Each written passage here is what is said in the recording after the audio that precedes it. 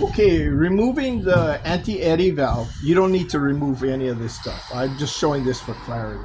Okay, so assuming you took the top plates off, and you can see right away, you can see the anti-eddy valve, and you might want to change it or check it. So all you do is you need to grab a 24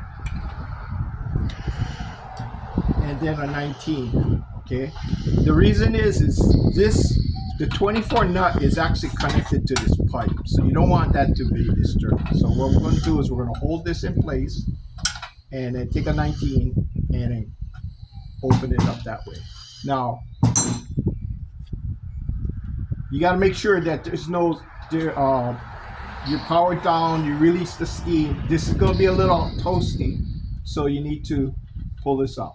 Okay, and okay, now on this there is a fiber gasket that's stuck in here. Okay, so there's a fiber gasket. If you have to try to replace it with another fiber gasket because there's a lot of heat here, but in a pinch you can use O-ring, but you got to watch out that you don't tighten it down so much that the O-ring gets squished out. Okay, but you're gonna have to come back and replace it because it needs to have the fiber washing. The reason is the heat. The rubber O-ring will disintegrate after a while. Now the safety valve, we have other videos with it. All it is a little one. It's a little anti-eddy valve, and what happens is when the steam builds up, there's air pressure. The air pressure goes into the valve and comes up the top.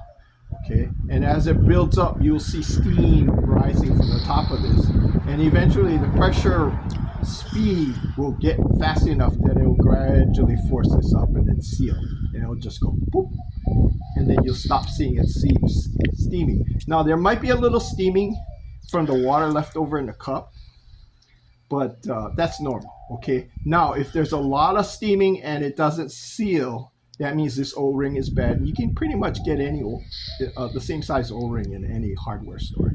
Okay, there's nothing special about it.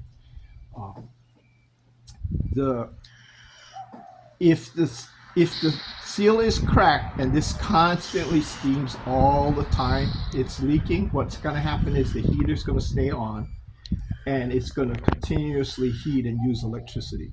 Another thing that will happen is this will fill up with water, and the water will drain down and leak over this, and it'll dry out, and then you'll find a lot of crusting on the sight glass. Okay, so now that we got this removed, we can either change the O-ring or replace the whole valve, inspect the valve, and then put it